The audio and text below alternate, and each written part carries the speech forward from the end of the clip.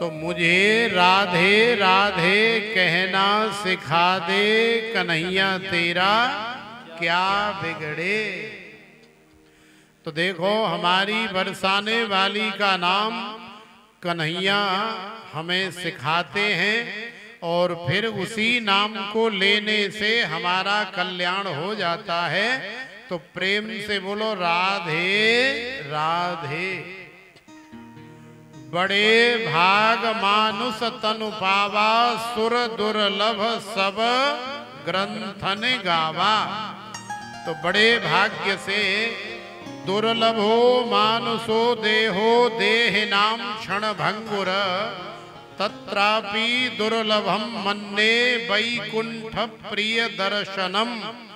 जे सुख को चाहे सदा शरण राम की लेह, कहे नानक सुन रे मना दुर्लभ मानुष देह। तो देखो ये मानव शरीर ये बड़ा दुर्लभ है, इतनी आसानी से ये हमें प्राप्त नहीं होता। यदि हमें मानव शरीर मिला है तो इस मानव शरीर का जो परम लाभ है वो केवल और केवल भगवान की कथा ही है, सत्संग ही है, कीर्तन ही है।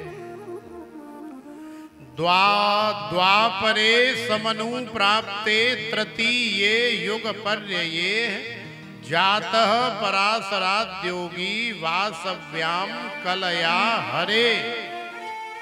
द्वापर में श्री सूत जी महाराज कह रहे हैं कि द्वापर के अंत में भगवान के कलावतार महर्षि वेद व्यास जी श्री कृष्ण द्वैपायन जी महाराज ने एक वेद के 3 भाग और कर दिए तो 4 वेद हो गए।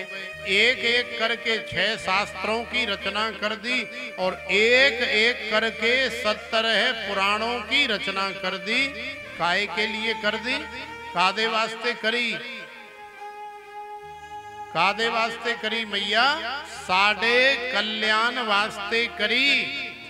लेकिन असी है कि साडे कोलो न वेद पढ़नु टेम हैगा, न शास्त्र पढ़नु टेम हैगा, ते ना ही और कोई सत कार्य करनु साडे कोल टेम हैगा। ते फिर साडा कल्याण कितना होगा? तो महर्षि वेद व्यास जी ने जब संसार की दिशा और दशा देखी तो महर्षि वेद व्यास जी को बड़ा दुख हुआ, बड़ा कष्ट हुआ, बड़ी वेदना हुई, बड़ा असंतोष हुआ। क्यों हुआ? क्योंकि हमने संसार वालों के लिए, संसार का कल्याण करने के लिए सारी उम्र जो है दांव पर लगा दी, लेकिन महाराज फायदा कोई नहीं हुआ। क्यों नहीं हुआ? क्योंकि ये संसार वाले न वेद पढ़ रहे हैं, न सुन रहे हैं, न शास्त्र पढ़ रहे हैं, न सुन रहे हैं, ना ही पुराण पढ़ रहे हैं और ना ही सुन रहे हैं। तो हमारा जीवन तो इनके लिए बेकार में ही चला गया। तो आज महर्षि वेद व्यास जी को बड़ा असंतोष हुआ, रुदन करने लगे, बहुत दुखी हो गए। तो भगवान की प्रेरणा से ही श्री नारद जी महाराज का आगमन हुआ। श्रीमन नारायण नारायण नारायण करते हुए श्री नारद जी महाराज पधारे। श्री नारद जी महाराज को व्यास जी ने देखा तो पूजयामास विधिवत नारदम सुर पूजितम। नारद जी महाराज देवर्षि हैं, तो व्यास जी महाराज ने नारद जी का पूजन किया, श्री नारद जी महाराज का अभिवादन किया, तिलक चंदन किया, जल पिलाया, कुछ जलपान कराया और फिर नारद जी महाराज से हाथ जोड़ करके कहा कि धन्य भाग हमारे और आप जैसे महापुरुष हमारी कुटिया पे पधारे।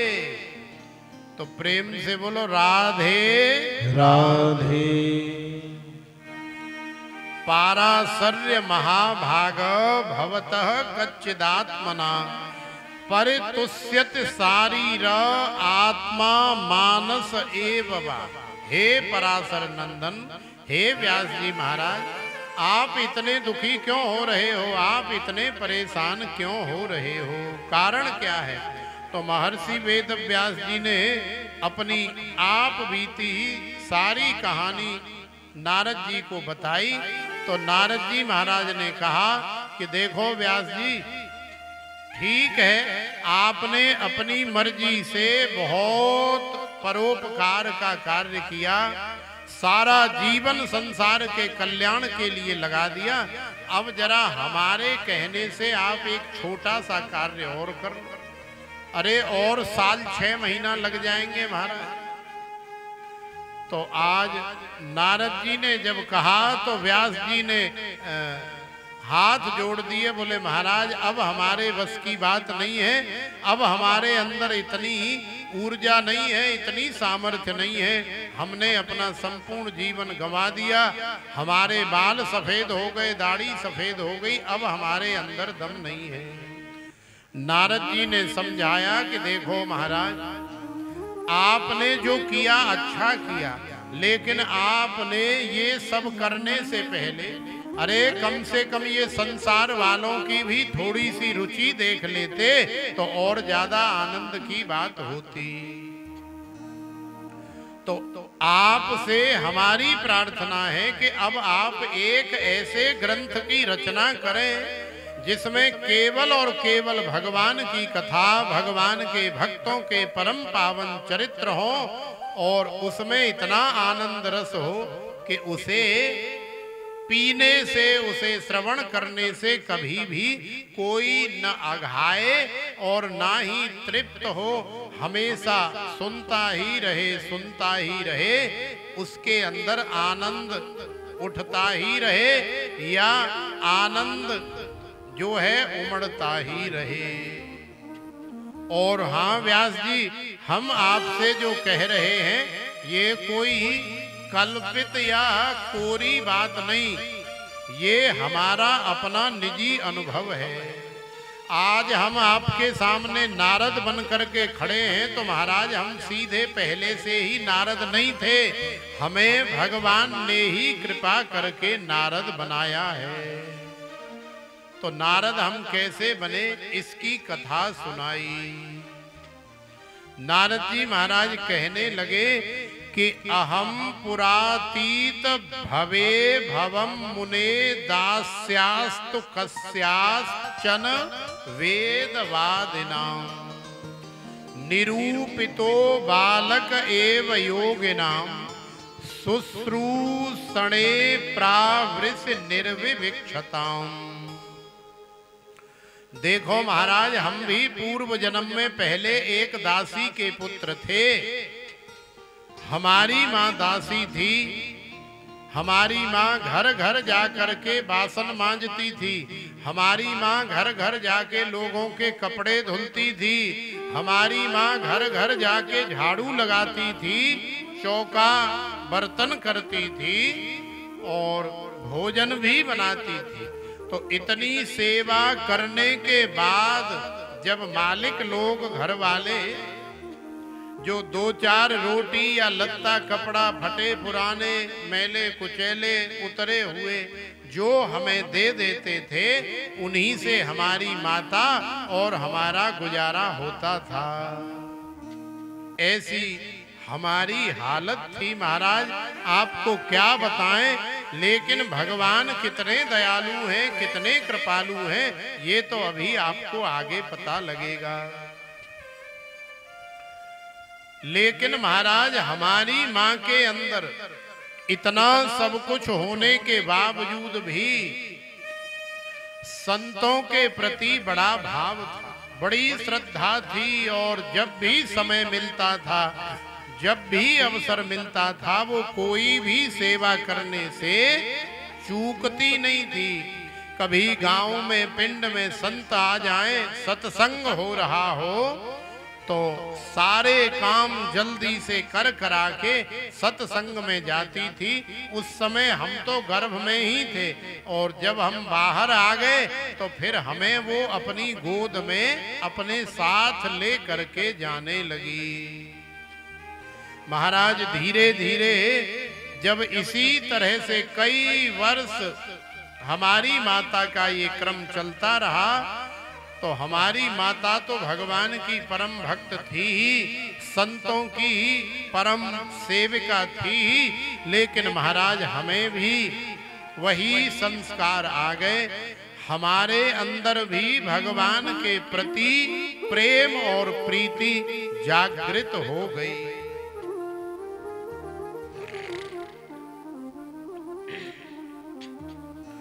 और महाराज उसका परिणाम ये हुआ कि आज जब हमको थोड़ी बहुत समझ आने लगी दुनियादारी की,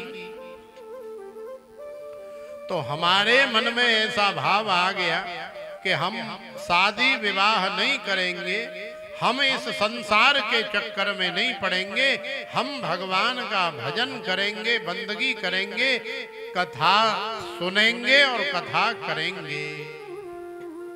लेकिन हमारी मैया को जब पता लगा तो हमारी मैया ने 2-4 चपेड़ साढ़े गल्लां दे उत्ते जड़ दी। मैं बनाऊंगी तेनू साध, और तेनू पता नहीं तेरे अलावा मेरा इस दुनिया दे विच कोई नहीं हैगा। जे तू किते मैनू छड़ के चल गया ते मैं फिर कितना जिंदा रहूंगी, मैं फिर केदे सहारे ये दुनिया दे विच रहूंगी, मैंने भी मर जाना। तो महाराज हमारी माता हमें कहीं बाहर भगवान का भजन करने नहीं जाने देती थी।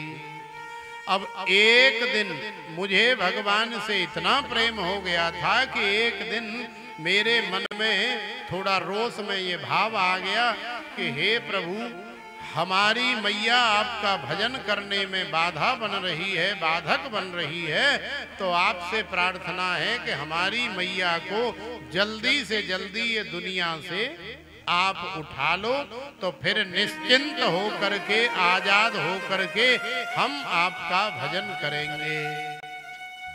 तो देखो, बालक रामदास ने अपनी मैया को उठाने के लिए भगवान से प्रार्थना करी। उसके पीछे कारण क्या है? भगवान का भजन करेंगे इसलिए करी। भगवान का भजन करने में यदि कोई माता पिता भाई बंधु मित्र कोई भी बाधक हो तो उसे छोड़ देना चाहिए। तो बालक रामदास ने बुरा नहीं किया, लेकिन हम लोग बुरा करते हैं। कैसे करते हैं कि हम लोग भगवान से प्रार्थना करते हैं कि जल्दी से जल्दी हमारे पेऊ को उठा ले, हमारी माँ को उठा ले। क्यों? क्योंकि जब ये उठ जाएंगे दुनिया से तो फिर सारा धन हमारा होगा, मकान हमारा होगा, पैली हमारी होगी, ये वैभव धन दौलत गाड़ी हमारी होगी। लेकिन जब तक ये बुढ़ा बुढ़ी घर में बैठे रहेंगे तब तक घर में हमारी नहीं चलेगी। और जब ये उठ जाएंगे, जब ये सिलट जाएंगे तो फिर हमारा ही राज है। फिर तो जैसे मर्जी हम चाहे जिए, जैसे मर्जी खाएं, जैसे मर्जी पिए। तो हम लोग जब ऐसी कामना करते हैं भगवान से तो उसके पीछे कारण होता है धन, वैभव, खेती बाड़ी, घर मकान, गाड़ी, रुपया, पैसा। लेकिन बालक रामदास को ये सब नहीं चाहिए। बालक रामदास को भजन करना है। मैया बाधक बन रही है तो भगवान से प्रार्थना कर दी कि हे प्रभु, आप जल्दी से उठा लो ताकि हम आजाद होके आपका दिन रात भजन करें। आज दैव योग से प्रातः काल 5 बजे जब बालक रामदास की मैया गैया का दूध काढ़ने गई, निकालने गई, गैया धोने गई, तो घास में बैठा हुआ काला नाग उसने काट लिया, पैर में काट लिया। अब बेचारी बूढ़ी मैया और काला नाग काट ले तो बूढ़े शरीर में तो वैसे ही बहुत ज्यादा एनर्जी नहीं रहती है। तो 2, 4, 5 मिनट में ही मैया का गोविंदाय नमो नमः हो गया। मैया चली गई बालक रामदास की। आज बालक रामदास बड़ी जोर जोर से रोया। तो देखो बालक रामदास की एक आंख से गर्म आंसू निकले और दूसरी से ठंडे निकले। तो ठंडे गर्म आंसू का कारण क्या है? तो जब जब हम लोग दुख में रोते हैं, आपत्ति विपत्ति संकट में रोते हैं, तो हमारी आंख से हमेशा गरम गरम आंसू निकलते हैं। और जब हमें किसी प्रकार की कोई खुशी होती है, प्रसन्नता होती है, और जब हमारी आंख से आंसू निकलते हैं, जब हम रोते हैं, तो उस समय हमारी आंखों के आंसू जो है ठंडे होते हैं। तो देखो यहाँ बालक रामदास को रोने में सुख भी है और दुख भी है। सुख इस बात का है कि अब हम आजाद होकर के निर्विघ्नता पूर्वक भगवान का भजन करेंगे। और दुख इस बात का है कि आखिरकार माँ तो माँ ही होती है। पूत कपूत सुने बहु तेरे, माता न सुनी कुमाता। माता तो माता ही होती है। कैसे कैसे बालक को 9 महीने गर्भ में पालती है और कैसे कैसे अपने प्राणों की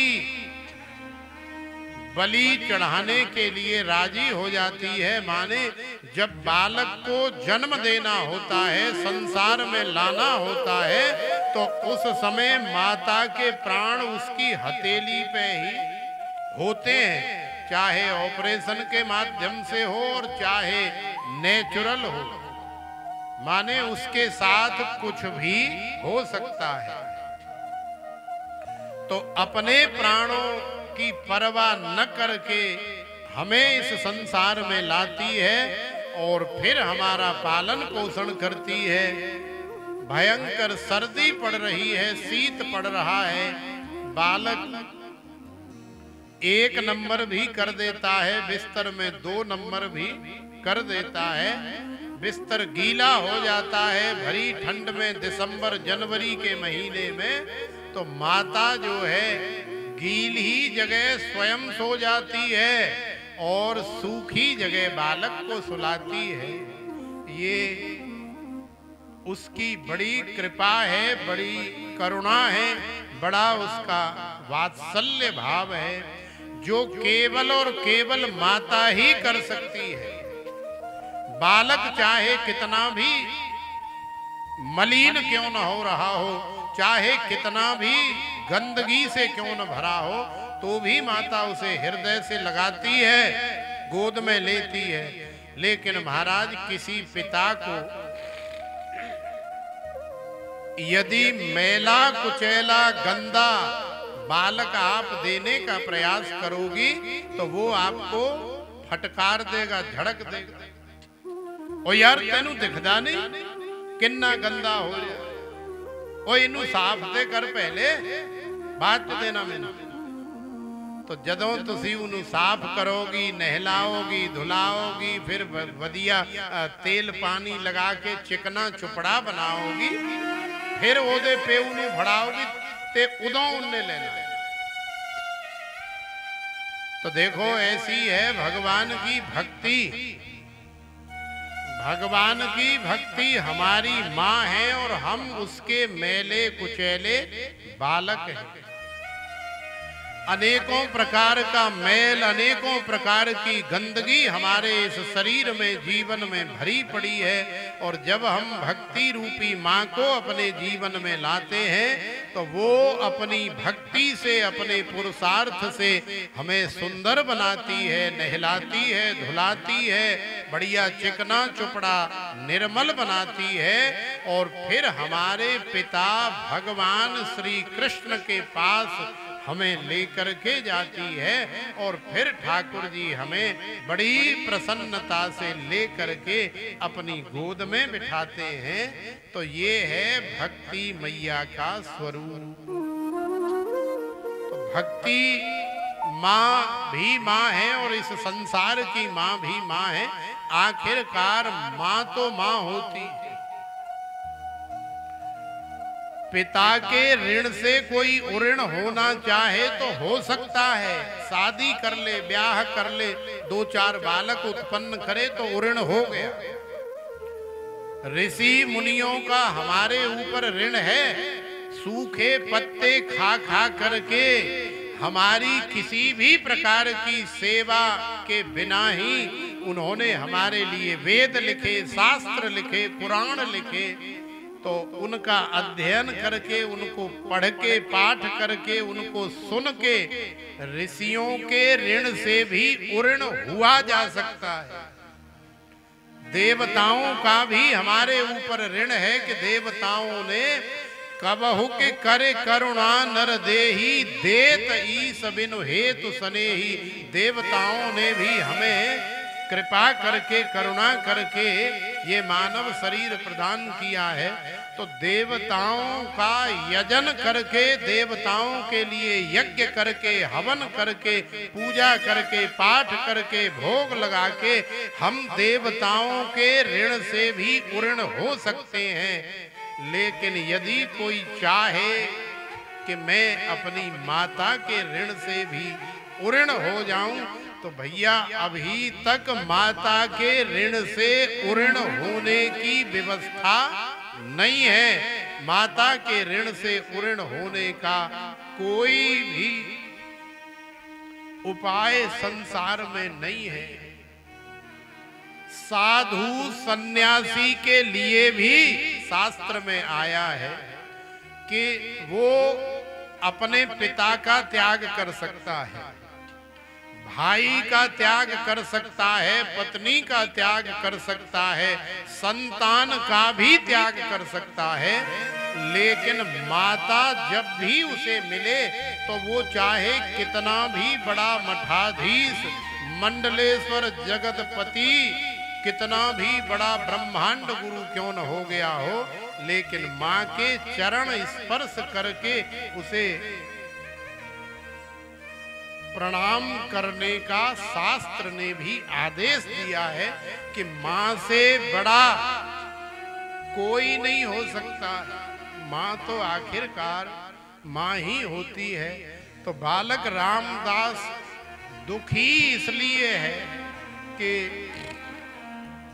जब भी उसे किसी प्रकार की कोई स्ट्रेस होती थी, जब भी उसके दिल दिमाग में कोई टेंशन होती थी, जब भी उसे कोई परेशानी होती थी और माता देखती थी कि आज हमारा बालक बड़ा परेशान है, क्या बात है, तो माता उसे ऐसी जादू की झप्पी देती थी और उसे सिर में जरा सा ऐसे हाथ फेर देती थी, तो उसके शरीर की, जीवन की सारी टेंशन कब छूमंतर हो जाती, पता ही नहीं लगता था कि अभी हम इतने टेंशन में थे, इतने परेशान थे।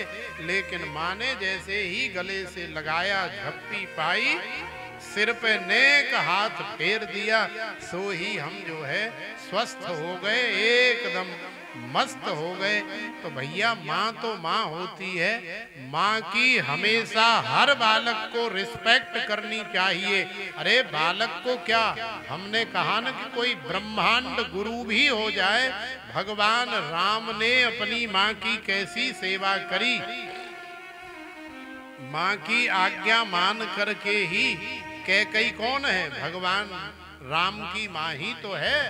तो कैकई की आज्ञा मान करके ही भगवान 14 वर्ष वनवास को चले गए। कन्हैया ने भी अपने माता पिता की बहुत सेवा करी, और कोई भी हो माता पिता की सेवा, भले एक बार को पिता की सेवा हो या न हो, लेकिन माता की सेवा से कभी भी किसी भी बालक को पीछे नहीं हटना चाहिए, कभी भी नहीं चूकना चाहिए। लेकिन महाराज आजकल ऐसी संतान हो जाती है कि माता यदि कह दे ना बेटा एक गिलास पानी लाना, तो सेवा तो बहुत दूर की बात है। ओ यार मम्मी तेनू दिखदा नहीं मैं इत्थे कंप्यूटर चलांदा, ओ तू नहीं ले सकती रसोई च जाके? ले ले एक गिलास पानी। तो एक गिलास पानी भी देना अपनी माता को बालक पे बड़ा भारी पड़ जाता है। वो चाहे बेड पे लेटा लेटा व्हाट्सएप चला रहा हो, चाहे केहे नाल गल्लां करदा पिया हो, लेकिन एक गिलास पानी लेने के लिए नहीं जाएगा, उल्टा मम्मी को ही जवाब देगा। ओ यार मम्मी तू पानी भी नहीं ले सकती, दस तू ते हद कर छड़ी। और यदि बेटा कह दे मम्मी एक गिलास पानी लाई, हाँ बेटा लाई, मम्मी कभी ये नहीं कहती बेटा से ओ तू निकम्मे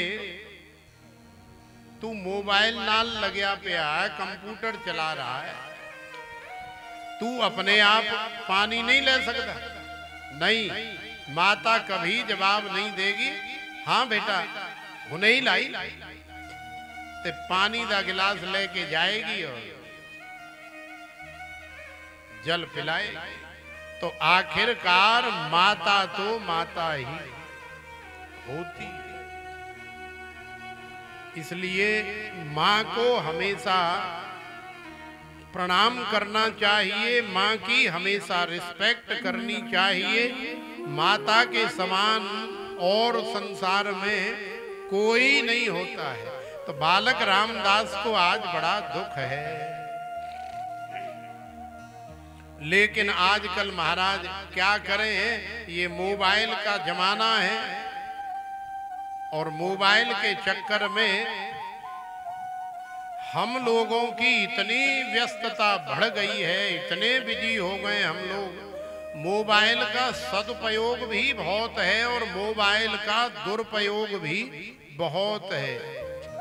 यदि सदुपयोग करो तो ये आपके बहुत काम आता है, आपको बहुत सहारा देता है। अब देखो ना, हमारे पास भी ये दो दो रखे, एक ये है और एक इधर रखा है। तो यदि इनका सदुपयोग हम करें तो ये हमारे बड़े काम के हैं, और यदि दुरुपयोग करें तो ये हमारे जीवन का चौपट भी कर सकते हैं, नाश सत्यानाश भी कर सकते हैं। लेकिन हम प्रयास करते हैं कि ज्यादा से ज्यादा इनका सदुपयोग हो। ठीक है, व्हाट्सएप भी चलाना चाहिए, लेकिन ये नहीं है कि 24 घंटे बस व्हाट्सएप की तरफ ही हमारा ध्यान रहे। फेसबुक भी चलानी चाहिए, समय के हिसाब से हर चीज में हमारा इंटरेस्ट होना चाहिए, लेकिन लिमिट के अंदर, मर्यादा के अंदर।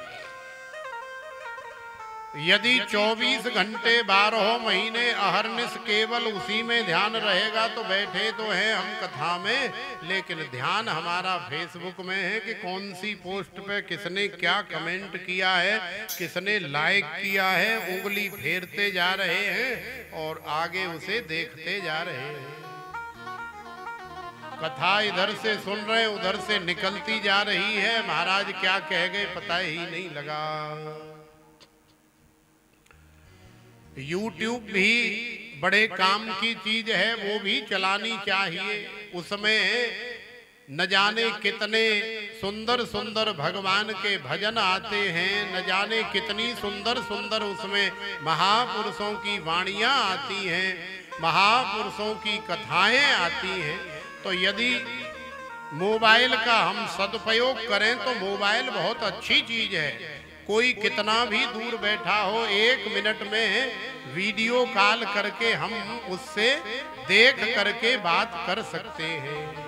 कोई कितना भी दूर हो, एक दूसरे को हम फोन करके उससे बात कर सकते हैं। लेकिन महाराज सदुपयोग करने के अलावा हम लोग आजकल दुरुपयोग ज्यादा करते हैं। ओ की करा महाराज, ये मोबाइल पता नहीं की बनाया भगवान जी ने। जदों सवेरे उठ के सब तो पहला मोबाइल दे दर्शन ना करिए, मोबाइल नू ना देखिए, उदों तक सानू इदां दा लगदा है जिद्दां कि आज असी विटामिन दे कैप्सूल दा डोज ते लिया ही नहीं, माने एनर्जी दी गोली ते आज खाई नहीं असी। ते जदों मोबाइल ले लेंगे 2-4 मिनट 10 मिनट देख लेंगे सवेरे उठ के, फिर सानू एनर्जी आंदी है। तो भैया मोबाइल भी देखो, टीवी भी देखो और भी सारे कार्य करो, लेकिन कब क्या करना है इसका हमें विशेष ध्यान रखना चाहिए। तो प्रेम से बोलो राधे राधे। बालक रामदास को बड़ा दुख हुआ। बालक रामदास ने दुनियादारी छोड़ दी, संतों के चरणों में जाकर के सरेंडर किया, गुरु मंत्र लिया और गुरु मंत्र लेकर के अरण्य में गए, जंगल में गए, बट वृक्ष के नीचे जाकर के समाधि लगाई, भगवान का भजन किया। तो अनुग्रहम मन्यमानः प्रातिष्ठम दिशमुत्तराम स्नाप पीत्वा हृदय नद्या उपस्पृष्टो गतश्रिम हृदयाशीन में शनैर हरिहि। नारद जी ने बहुत पुरुषार्थ किया, बड़ी तपस्या करी, तो बालक रामदास के हृदय में भगवान बांके बिहारी रमण बिहारी लालजू की ऐसी दिव्य अलौकिक छटा आई कि उस छटा के दर्शन कर लेने मात्र से बालक रामदास जो है आनंद में लीन हो गया और अगले ही पल वो छटा हृदय से गायब हो गई। तो अब बालक रामदास तड़प रहा है और फिर आकाशवाणी हुई कि अरे बालक, अभी बेटा तू कच्चा है, कच्चा पात्र है, कच्चा घड़ा है, तो लाला अभी तुझे अविपक्व कसायाणाम दुर्दशोहम कुयोगिनाम। अभी लाला तू अपने आप को पका और ज्यादा जप कर, तप कर, भजन कर, प्रेम कर, और जब तू पक जाएगा फिर तुझे सदा सर्वदा रहने वाली भगवान की प्राप्ति हो जाएगी। तो देखो, भजन करते करते करते करते बालक रामदास का जीवन समाप्त हो गया और आज भगवान के पार्षद जब बालक रामदास को लेकर के भगवान श्रीमन नारायण के पास गए और भगवान श्रीमन नारायण की गोद में बालक रामदास को बिठाया गया, तो भगवान ने माता की तरह रामदास को हृदय से लगाया और उसके मस्तक पर, उसके माथे पर हाथ फेरा। बालक रामदास का जीवन बदल गया। भगवान के हाथ फेरते ही वही बालक रामदास देवर्षि नारद के रूप में परिणित हो गया। बोलिए श्री नारद जी महाराज की जय। और भगवान ने उस बालक को आशीर्वाद दे दिया कि देव दत्ता मिमाम वीणाम स्वर ब्रह्म विभूषिताम स्नाप मूर्छयित्वा हरि कथाम गायमानस चराम्यहम्। एक वीणा प्रदान कर दी भगवान श्रीमन नारायण ने, जिस वीणा को लेकर के बालक रामदास, आप जानते हैं ना कि बालक रामदास ही नारद बन गए और नारद जी महाराज ये जो बीड़ा बजाते हैं ये स्वयं श्रीमन नारायण ने बालक रामदास को प्रदान करी है। और बालक रामदास आज व्यास जी महाराज को बता रहे हैं कि देखो व्यास जी महाराज, ये हम प्रत्यक्ष प्रमाण है, उदाहरण है कि इस प्रकार से हमारा जीवन धन्य हुआ, परम पावन हुआ। तो आप भी भगवान की कथा लिखें, भगवान की कथा की रचना करें।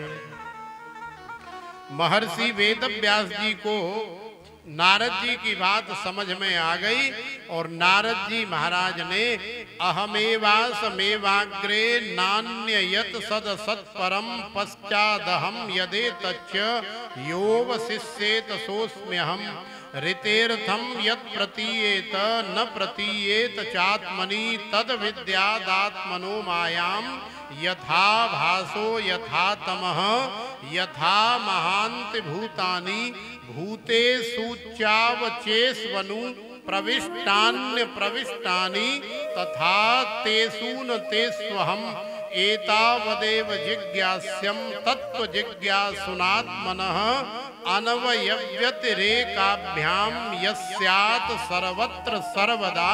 ये चतुः श्लोकी माने 4 श्लोकों वाली भागवत नारद जी महाराज ने व्यास जी महाराज को प्रदान कर दी और फिर व्यास जी महाराज के जीवन में कभी भी असंतोष हुआ ही नहीं। फिर व्यास जी महाराज के जीवन में कभी भी दुख या क्लेश हुआ ही नहीं। तो उन्हीं 4 श्लोकों का परिणाम ये हुआ कि व्यास जी महाराज ने समाधि में 18,000 श्लोकों की भागवत लिख करके प्रकाशित कर दी। बोलिए श्री व्यास जी महाराज की जय। जय जय श्री राधे। तो आइए अब समय है एक सुंदर से भाव का और फिर आगे की कथा हम लोग श्रवण करेंगे।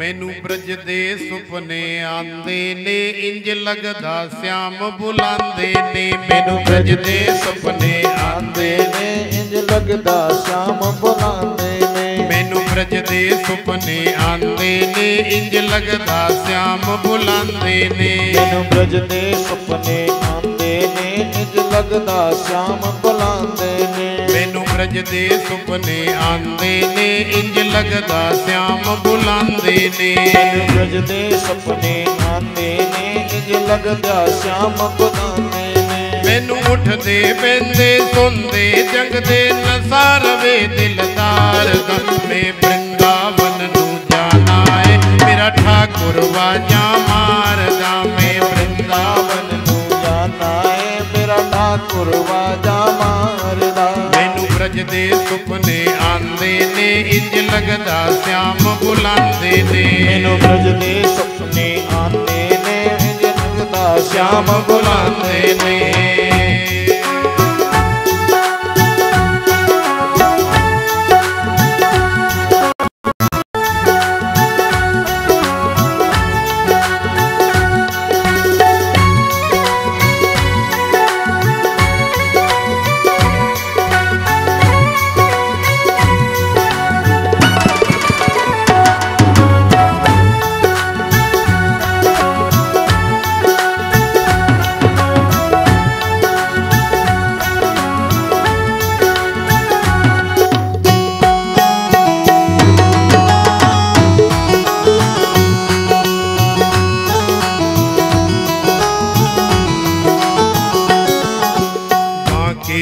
मैनू कुछ ना भावे बाके बिन कुछ ना भावे। बाके बिन मैनू कुछ ना भावे। बाके बिन कुछ ना भावे। दिने रात उदी याद सतावे। दिने रात उदी याद सतावे। दिने रात उदी याद सतावे। दिने रात उदी याद सतावे। याद ओदी विच कमली होई। याद ओदी विच कमली होई। जग पे ताने मारदा। मैं वृंदावन नू जाना है मेरा ठाकुर वाजा मारदा। मैं वृंदावन नू जाना है मेरा ठाकुर ठाकुर वाजा मारदा। मैनू ब्रज दे सुपने आंदे ने इंज लगदा श्याम बुलांदे ने। मैनू ब्रज दे सुपने आंदे ने इंज लगदा श्याम बुलांदे ने।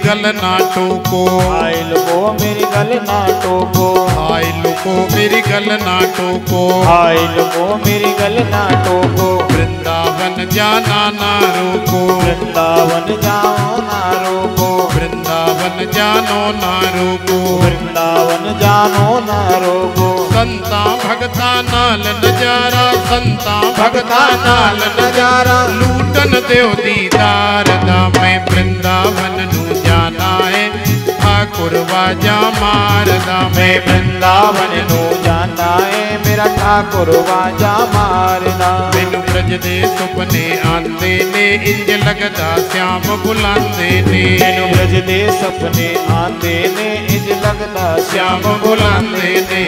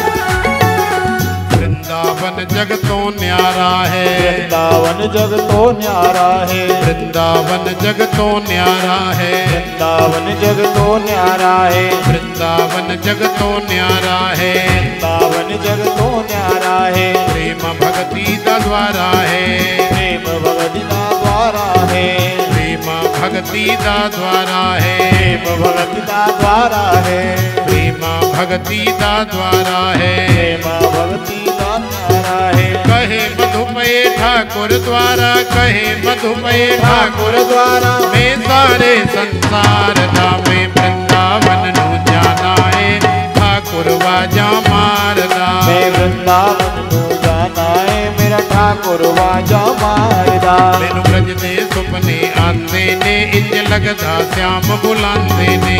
ब्रज दे सपने आमन ने इंज लगदा श्याम बुलांदे ने। मैनू ब्रज दे सुपने आंदे ने इंज लगदा श्याम बुलांदे ने। ब्रज दे सपने आंदे ने इंज लगदा श्याम बुलांदे ने। मैनू उठदे बैठे सोने जगदे नसार वे दिलदार दा। मैं वृंदावन नू जाना है ठाकुर वाजा मारदा। मैं वृंदावन नू जाना है मेरा ठाकुर वाजा मारदा। मैं वृंदावन नू जाना है मेरा ठाकुर वाजा मारदा। वृंदावन नू जाना है मेरा ठाकुर वाजा मारदा।